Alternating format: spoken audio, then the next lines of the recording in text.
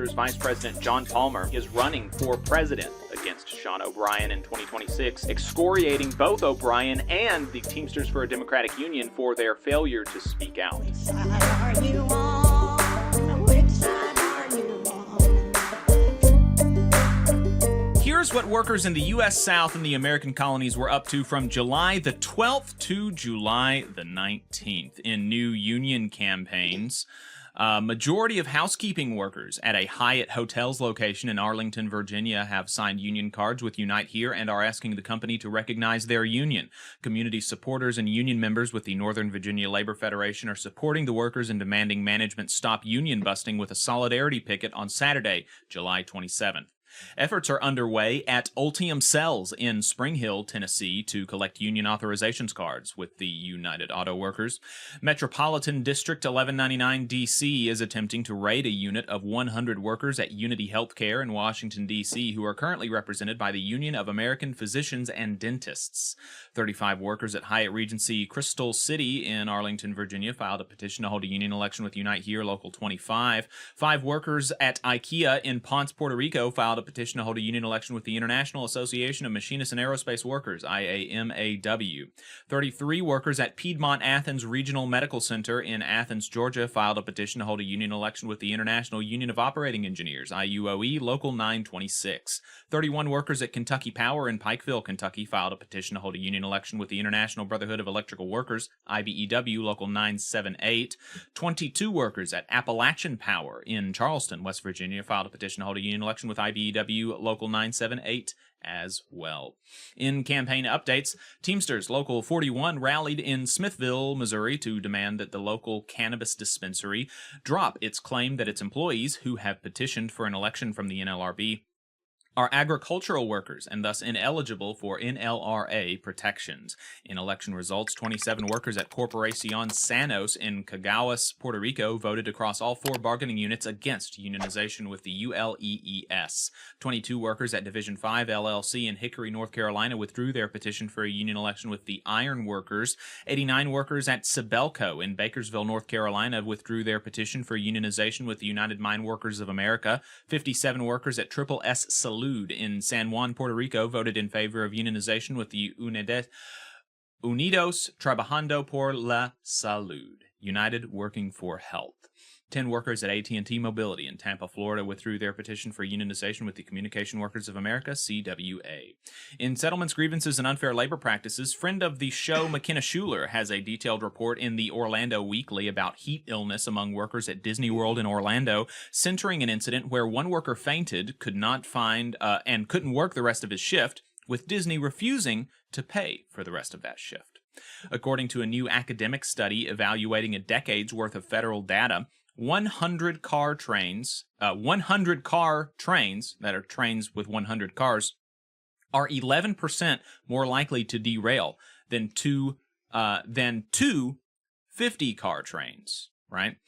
And 200-car trains are 24% more likely to derail than 4 50-car trains, right? So the upshot of that is the more cars that you have on the train, the more likely it is to derail. In strikes and bargaining updates, the International Longshoremen's Association, which represents longshore workers on the Gulf and East Coasts, said that they are prepared to strike in October when their contract expires if nothing changes. The international president said that they will, quote, not entertain discussions of contract extensions, nor are they, quote, interested in any help from outside agencies, including the Biden administration. Costco Teamsters in Norfolk, Virginia are taking a strike vote. Pensions are a major sticking point in the contract negotiations. The National Staff Organization, NSO, sanctioned the National Education Association, NEA, for locking out its union staff. United Steelworkers members at Bluebird in Georgia were joined by Acting Labor Secretary Julie Sue and Georgia AFL-CIO President Yvonne Brooks to celebrate their contract win. The UAW sent a notice to its Stellantis members about some of the controversies at the center of the new probe by the Federal Monitor, making it seem more and more likely that the probe is BS. Kansas City nurses, unionized with National Nurses United, held 2 informational pickets at an HCA hospital protesting the hospital's refusal to meet demands in negotiations. Members of the Communication Workers of America, CWA, employed by Universal Cable Holdings, LLC, part of Altus USA, reached a tentative agreement that includes a 7.69% wage increase over the 3-year term of the contract. Hey, 5 seconds. Just wanted to say that this is only possible because of our donors. If you want to see more of this, then consider donating yourself at tvlr.fm/donate. In political and legislative updates, the Middle Tennessee Democratic Socialists of America eliminated $1 million of medical debt for Tennesseans from their successful Burn Debt Not Books fundraiser. WPLN, which is Nashville's NPR affiliate, had a construction worker safety feature, including an interview with an organizer from the International Union of Painters and Allied Trades, IUPAT. Congressional Democrats in the House have asked repeatedly that they have a hearing on child labor, but Virginia Fox, chair of the House Committee on Education and the Workforce, has refused. Railroad Workers United, which is a cross-craft caucus of rail workers, published a white paper on public rail ownership. We'll be talking to the author of the paper on the show. The Brotherhood of Maintenance Way and Rail Employees, one of the Teamsters rail affiliates, blasted the congressional Republicans who want to cut the budget of the Railroad Retirement Board by 21%.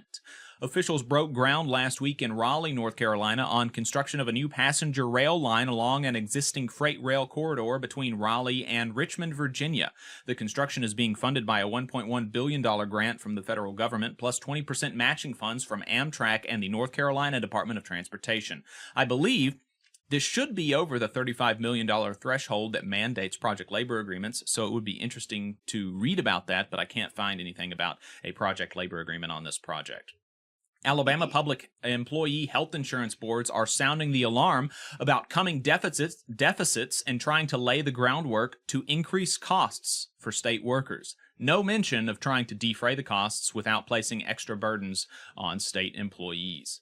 The Madison County Board of Education approved over $43 million for the construction of a new school. Alabama does not have a Davis-Bacon law or project labor agreement mandates, so workers on the new construction site will not have those wage and safety protections. St. Pete City Council in Florida are considering a vote on repealing ordinances requiring contractors on public projects to employ apprentices, disadvantaged workers, and pay responsible wages. 7 of 10 states with the lowest quality of life are in the South, according to CNBC. Birmingham City Council passed a resolution endorsing a ceasefire in Gaza. The Missouri Worker Center criticized Teamster President Sean O'Brien's praise of Josh Hawley, noting that Hawley does not support the Warehouse Worker Protection Act and opposed raising Missouri's minimum wage. In response to the signs on the floor of the RNC convention calling for mass deportation now, which came only one day after O'Brien's appearance and praise for the ephemeral, quote, pro-labor conservatism, the AFL-CIO noted that 1 in 5 American workers are immigrants. They also released a project analyzing the impacts of Project 2025 on workers.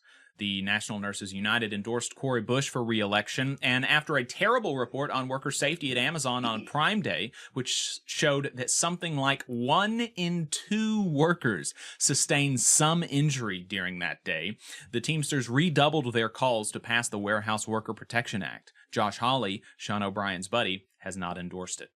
In internal union affairs, at-large Teamsters Vice President John Palmer, formerly the Southern Region Vice President and a member of the International Executive Board and former member of the Teamsters for a Democratic Union, announced that he is running for president against Sean O'Brien in 2026, excoriating both O'Brien and the Teamsters for a Democratic Union for their failure to speak out. You just saw a clip from the Valley Labor Report. We are live every Saturday morning from 9:30 a.m. till 12:30 p.m. And we pride ourselves on keeping all of our content free to everybody so that we can talk to as many working folks as possible. If you support the work that we're doing, you think that it's important, you think that it's good, then consider making a monthly contribution to the project, and you can do that on our website, tvlr.fm.